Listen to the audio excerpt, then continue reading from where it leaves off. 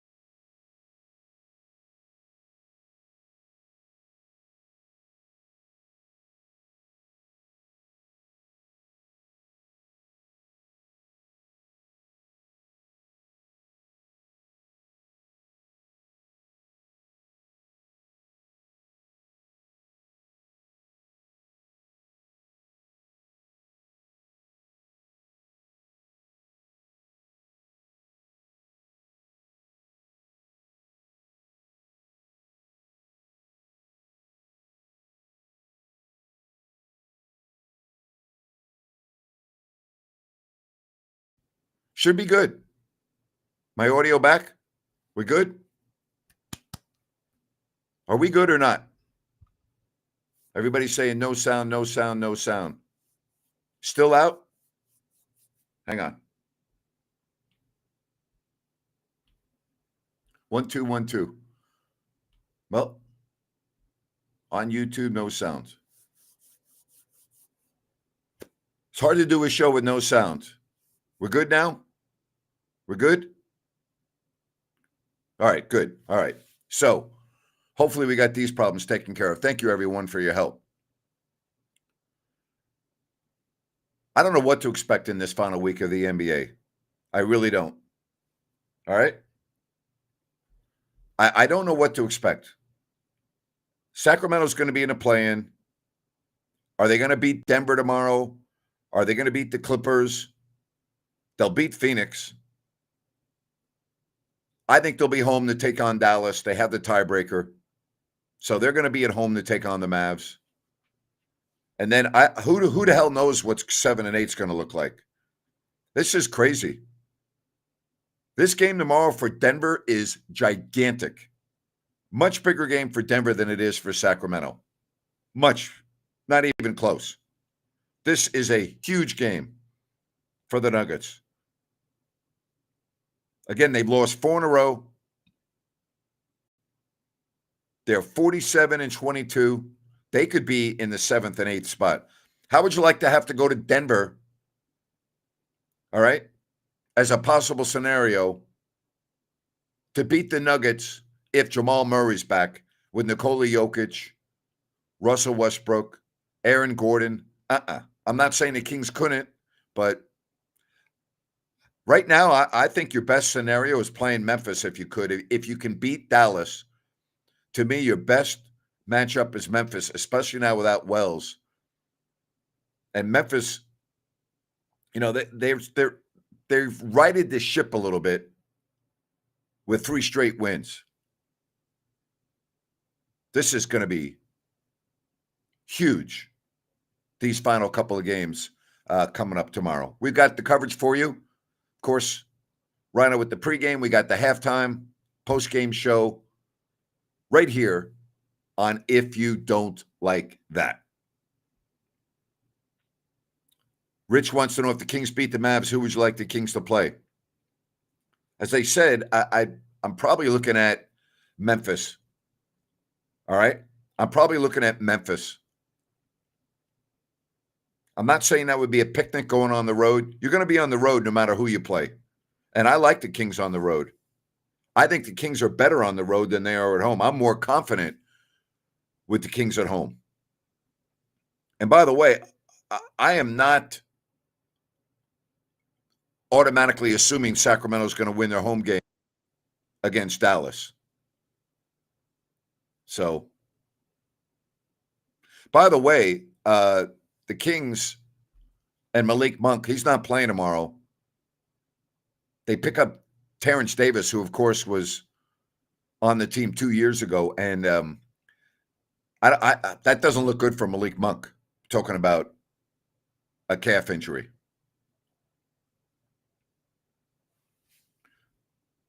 Brian says, imagine being Malone.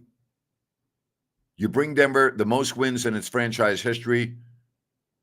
You dealt some injuries. Michael Porter playing subpar, and they fire you after bringing the city a ring. It's pro sports. Pro sports. All right, let's get to a call or two. Hello, how are you? Hello. Oh, you're not there. You know, if you want to call the show, very easy to do. You got the QR code above my shoulder. Let me get the link out for you as well. Happy to have you call right here on If You Don't Like That. When there's a coach that's fired at this juncture of the season, trust me. And we heard that he and Calvin Booth had like a icy relationship. It was very bad.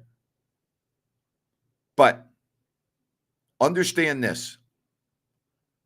When a firing of this magnitude occurs in the last week of the season, that tells you there is some bad stuff going on behind the scenes. Bad stuff. All right? Bad stuff. Wow. Bad stuff. All right, let's get to some phone calls. Dirk, welcome, Dirk. How are you? Good, Grant. I just have a question. You know a little bit about Mike Malone. Why is it that there's often reports that he can't get along with GMs? Who's that? Michael Malone? Yeah. I wouldn't say that's true at all. I would say that he was in Denver for 10 years. So, I mean, let's not make it sound like he didn't get along with the GM in 10 years. I mean, this is something that I believe has transpired fairly recently. And Pete D'Alessandro doesn't count because Pete was the problem, not Michael Malone. Didn't Pete go back and work at Denver with Yes, he Mike did. Malone? It's He just did, kind but of they didn't work together. But yes, he did. okay. I was just curious if you had an opinion about that because there was reports that again he was not talking to the current GM. I've been following the story all day. Yeah, Calvin Booth. Yeah, and I would just say this, and thank you for the call. I appreciate that. Your volume is not great, so I'm going to let you go, but thank you very much. Michael's got a very strong personality, and Michael has a way of wanting to do things. And in all fairness to Michael Malone, he deserves that and has earned that because of his success and his resume. But to say he doesn't get along with GMs, I'm not so sure that would be accurate. I don't think that would be accurate. I'm just getting more information. All right.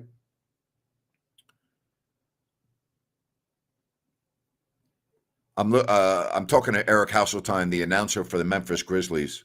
He said it's the worst fall he's ever seen live, with Jalen Wells going up for the dunk. Man, we know that he's got a broken wrist. Just terrible. But I mean, think about Eric's done the NBA for 20 plus years. He said that's the worst fall he's ever seen live. Unbelievable. Terrible. All right, let's get to another phone call. O-Town, is that your name? Hello. That's me. Hi. Go ahead. Hi. This entire Kings team was built completely at the deadline. Are they starting to gel now? And is the Well, first of all, chemistry that's starting to come totally not. together? First of all, that's totally not true. They weren't completely built at the deadline. That's not accurate. I think They added LaVine. one player. They added Zach LaVine. Well, and Jake LaRavia, but that's not to say that they were completely built at the deadline. It's not true. Valanciunas, Lost Fox. It's a whole different chemistry. Are they? Yeah, I know, Are but they? you know what? Sabonis is their best player and most consistent player. He was there. DeRozan was there. Keegan Murray was there. I mean, I'm just saying, be careful with the words you choose. They didn't. The makeup of their team changed. I think that would be fair to say. But I mean, it's not like they traded their entire team now, right? O-Town. Yeah, I get your point. Maybe not a complete rebuild. Maybe a bit softer, but it's a different dynamic.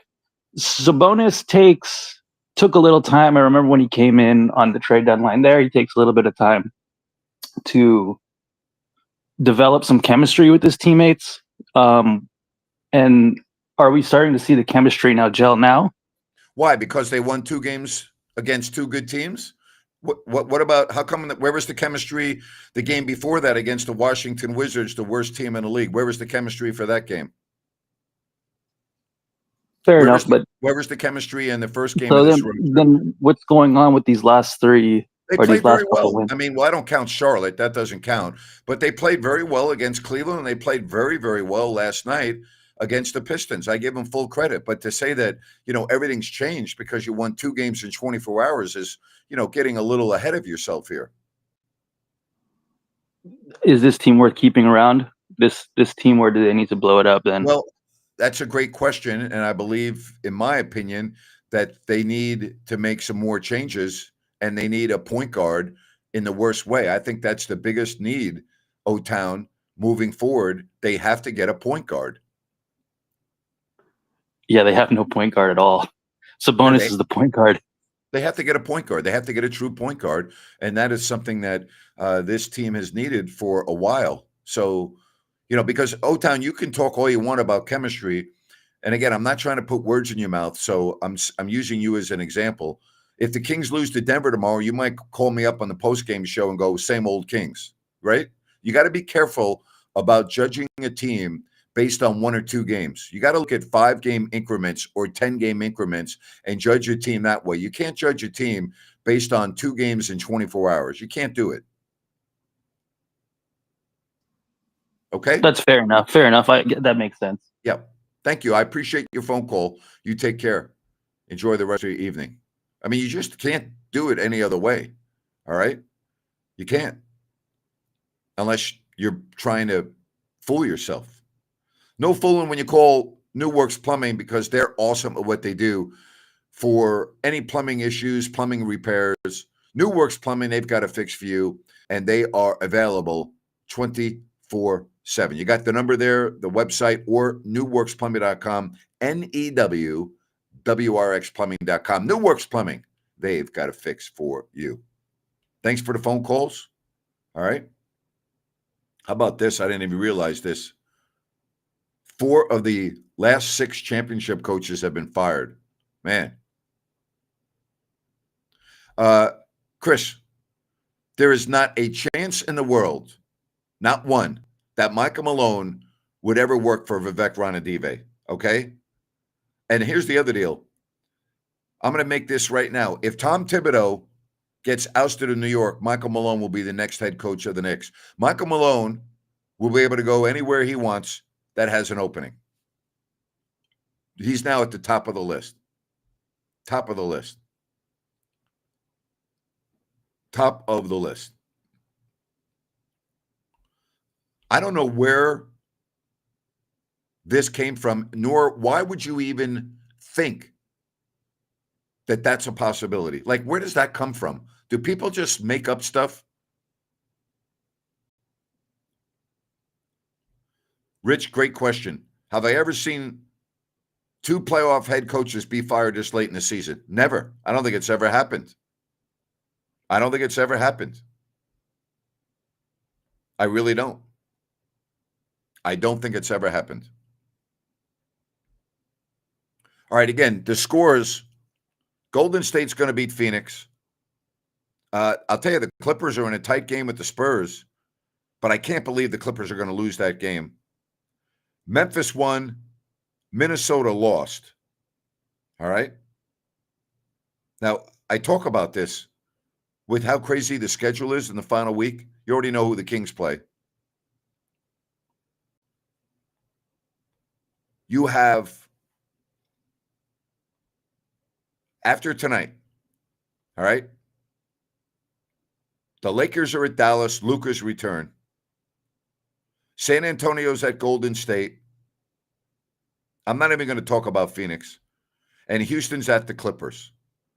Then, Thursday night, Minnesota at Memphis, the game of the night. That's huge. Then you have Toronto is at Dallas. Brooklyn is at Minnesota. Memphis is at Denver. How big is that game? Wow. Memphis at Denver, huge. Golden State at Portland. The Clippers are at the Kings, as you know. Then, here's your final day of the NBA regular season. Denver's at Houston. Could be a huge game. Dallas at Memphis. Utah at Minnesota. And how about the Clippers at the Warriors? Wow. It's going to be a lot of fun coming down the stretch. Man. Wow, wow, wow. Incredible. What a final week of the season. This is going to be a lot of fun. It is going to be a lot of fun. You're going to have fun when you go to Bennett's with a group of people or with a significant other or a friend, doesn't matter. Prime Seafood and Steaks. It is awesome. Bennett's, Sacramento, Roseville, the West Side Grill in Rockland. Make sure you go to Bennett'sRestaurants.com and make a reservation. Prime Seafood and Steak at Bennett's. That's Bennett'sRestaurants.com. Don't forget, tomorrow we got all the coverage for you. Pre-game, halftime, post-game show. It's going to be a crazy final week. Already is. Man. Incredible. Who do you think is going to be 7 and 8? What do you think when you look at the standings right now? I think Memphis is going to be either 7 or 8. And after that, I just don't know. Maybe the loser of the Clippers-Warriors game. Wow. Incredible. Incredible. Grant, I'm calling 4-3. We beat Oklahoma City. Well, I wouldn't make any bets or calls until you know that the Kings are playing Oklahoma City.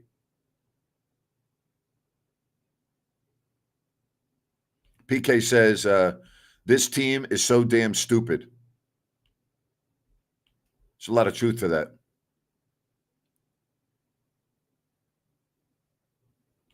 It's a very interesting point.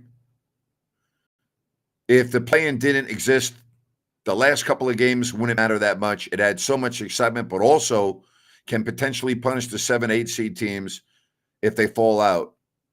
Is play-in still a gimmick? I think it's a gimmick, yes.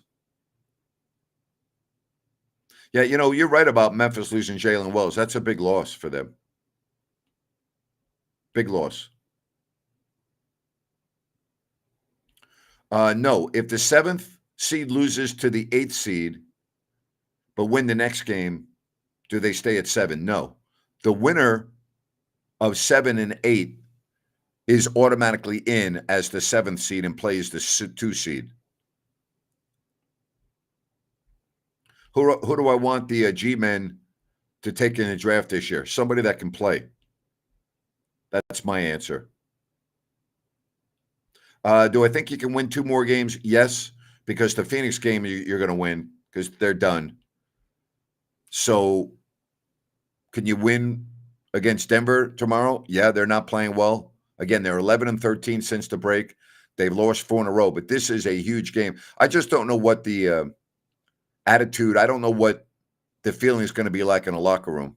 I mean, the players on this team got to be shell-shocked. So you're going to find out a lot about the Denver Nuggets in the first quarter tomorrow. You're going to find out a lot about the Nuggets tomorrow in the first quarter. All right, update you on a couple of scores. I can't believe the Spurs are leading the Clippers 47-42. I don't think that's going to hold up, but if it did, that would be an absolutely brutal loss for the Clippers. Brutal. And I wouldn't want to see them either if I'm I wouldn't like the Kings' chances going down to LA and beat the Clippers.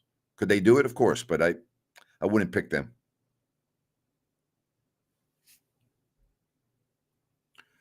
How do I feel about losing my lawsuit? Well, I'm obviously not very happy, but we are appealing the decision, and my attorney actually feels pretty confident about our appeal possibilities. So it's not over. It's not over. So I really, in my mind, I haven't lost the lawsuit yet. Here's an interesting question. Do I think a coach like Popovich got a pass all these years after Duncan retired? He's had losing records since, but seems to never be in the hot seat. Well, Phil Jackson didn't win the 2 years Michael Jordan played baseball. Is he a bad coach or not? It doesn't matter who you are as a coach in the NBA. If you don't have talent, you're not winning a championship. I mean, plain and simple. Plain and simple.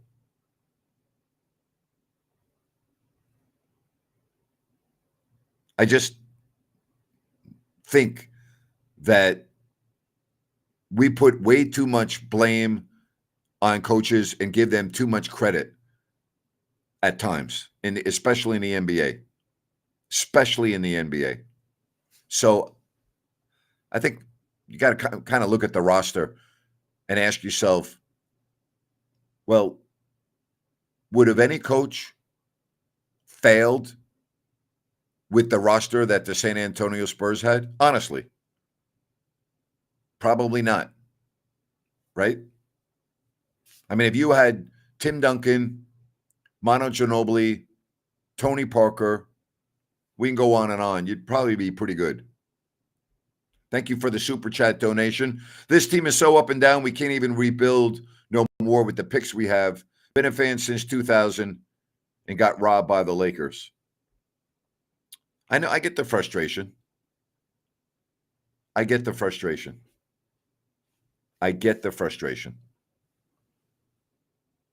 Let's just see how this plays out. You've got 3 games left. You got to play in, which, again, that's not anything that I'm getting excited about. The goal is to be a top 8 team, not a 9th or 10th team. Okay?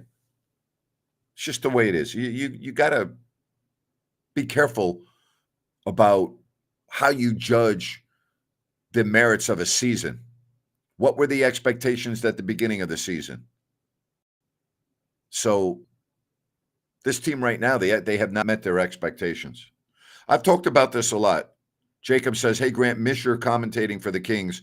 What are your thoughts on the current commentators like Mark Jones? I've never cared for Mark Jones. Anytime a college football game comes on, I'm like, oh, no. Or an NBA game and he was doing a game nationally, I'm like, oh, my God, no. I don't think he's very good. I've been very open about this. I haven't watched 1 second of a Kings telecast since I left. So I can't comment on the current Kings commentators because I haven't watched 1 possession of 1 game on a Kings channel. So I can't objectively comment on them. I can tell you that I get a lot of complaints directed towards my social media accounts regarding the Kings broadcast team. We get a lot of complaints here on this channel. I see a lot of complaints on the internet. So can all those people be wrong? I mean, it's subjective, but I can't really get in on this conversation. But I've never been I haven't been a Mark Jones fan for a long time. And as a person, I think the guy is an absolute hypocritical bigot. So, like, the fact that he is even able to hold a job with what he puts out on social media is beyond me. It is the hypocrisy of America during this era. It's just a disgrace. There's just no other way to say it. It's just hypocritical with a capital H. Says, thanks, Grant. Really hope one day you return to Kings commentating if you're open to it. I wouldn't hold your breath. Would not hold your breath. And it's not my goal either. I mean, I love the support. I appreciate all the nice comments, but I don't see that scenario unfolding. My golf handicap. I haven't played that much golf lately, but it was it a 10-4? Yeah, I said 10-7. It was a 10-4 the last time I had a legitimate handicap. I don't play that much. Tell me about your hat. It's the Stanley Cup hat of the Vegas Golden Knights that the president of hockey operations gave me, George McPhee, right after they won the Stanley Cup. So it came from their locker room. Does that make it any more special? No. But, yeah.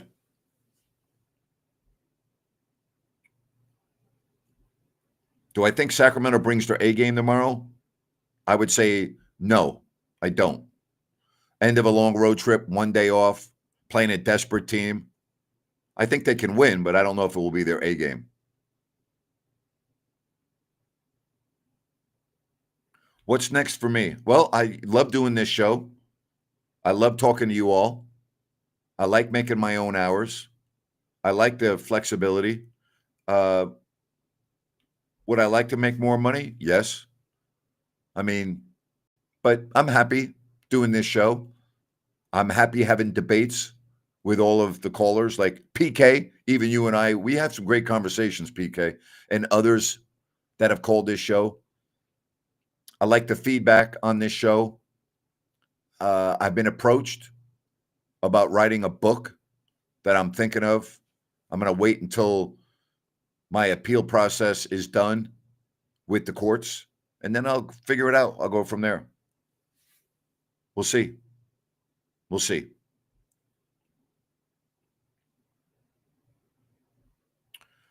All right, so what do you think tomorrow? Kings? What do you think? Kings or Nuggets? Thank you, PK. I appreciate you, buddy. I love your passion, man. What do you think? Kings going to win tomorrow? You expect the Kings on a end of a long road trip? We always talk about the first game back, playing a desperate team, now with a new coach. I don't know what to think.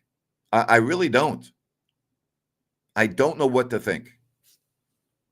I could see the Kings playing great, and I wouldn't be surprised. And I could see them losing by 20, and I wouldn't be surprised. And that's the problem. And problem may not be the right word. That's the issue with the Kings. I never know what I'm going to get game to game. I never know. Do you know? No one knows. Nuggets will win simply because they are the better team. I don't know if they're a better team without Jamal Murray.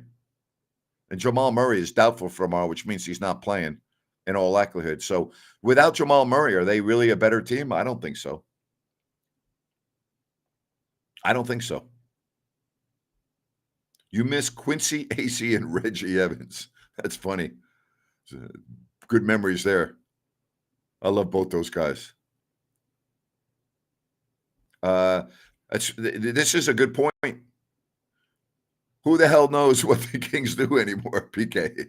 That's exactly right. Oh, wow. This game comes down to how the Joker plays. Spot on. Yes, it does. Yes, it does. Hey, Paul, I appreciate that. I know you say you wouldn't, but we really wish you'd come back to the Sacktown booth, Grant. Well, first of all, it's not my choice.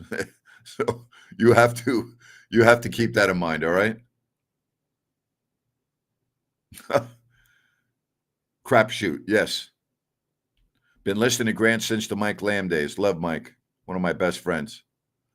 Malik Monk is not playing tomorrow. Laravia is not playing tomorrow. But Malik Monk is out tomorrow. Appreciate the love.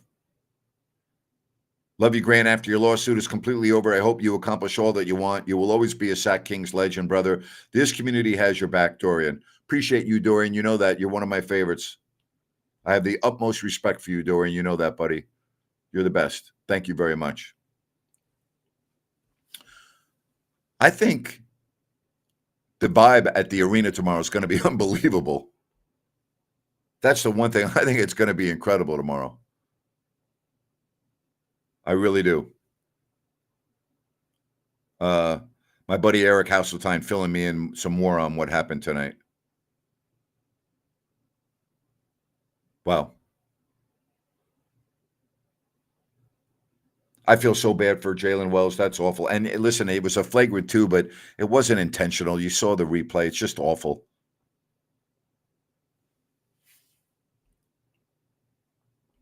Oh, you watched the Stockton Kings with Rhino the other night. It was good basketball. Yes.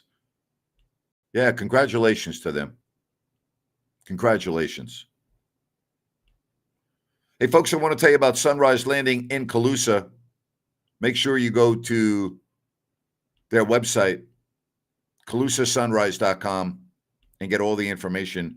This is a Blazona development project, many models adjacent to the Calusa Golf and Country Club. No Mellorews, no homeowners. Go to calusasunrise.com and get all of the information on Sunrise Landing. Don't forget, tomorrow, pregame, halftime, postgame show. It's the Kings and the Nuggets. Yes. I think Levine is going to have a field day tomorrow. If he can walk after playing 44 and 40-plus minutes the last two games. I don't know if he'll have a field day, but he's definitely been playing well. Grant, take a look at the San Francisco Giants jerseys with purple trim. Do you know that sometimes when I'm watching baseball highlights, I don't even know what team I'm watching because of the uniforms? Like I saw the Mets the other night, and I was like, man, what team is that? Seriously. I'm like, what team is that? And then I realized it was the Mets. I mean, I'd never seen the uniform before. I don't get it. That's what I love about Yankees. They don't mess around. It's pinstripes and it's the away gray with New York. There's none of this crap. As a Yankee fan, I appreciate that. I really, really appreciate that. Just checking in now because we're watching the A's, wondering why you don't watch the A's now that they're here. Well, first of all, I don't live in Sacramento. That's number one. Number two, I'd rather watch paint peel off the wall than watch baseball. Okay? I think baseball, the way it's played, has got to be the most boring game in the world. That's number two. And number three, I'm not an Oakland A's fan. So it doesn't matter whether they're playing in Sacramento or the Moon. I'm not watching the game. Just not. I don't root against the A's, but I don't care about the A's. And if you want to watch it, go ahead and go to the game. I don't know how anyone can afford to go to the games. I really don't. I don't. How can anyone afford to go to watch a game at West Sacramento? I mean that. How would you be? I'm looking at what the people are paying for tickets. What's wrong with people? Why would you spend that kind of money to go watch the A's? Or are you going to watch the other team? Even if you're going to watch the other team, I don't get it. I don't get it. I really don't. One thing I do get is what you need if you're buying a home, selling a home. You want someone you can trust with a heck of a lot of experience. And that's where Connor at Element Mortgage comes in. You give him a call at 916-505-1006. And if you're a real estate agent, listen up. You need a lender who will work as hard for your clients as you do. Well, Connor's your guy. He's going to get the deals done. He'll keep you informed every step in the loan process. It makes the process easy for your buyers. And the team behind him, over 100 years of experience. Call Connor at 916-505-1006 and get into a conversation with him about the Kings. He is a lifelong Sacramento Kings fan from Folsom. Loves the Kings. Die hard. Die hard. All right, don't forget tomorrow. All right? Pre-game, halftime, post-game. Let's get it going. All right? Let's get it going tomorrow. Appreciate you all. Awesome. Awesome. Let me just say this. Oh, if you don't like that, you don't like NBA basketball. Oh, boy. Talk to you tomorrow, everybody. Bye-bye. Appreciate all of you.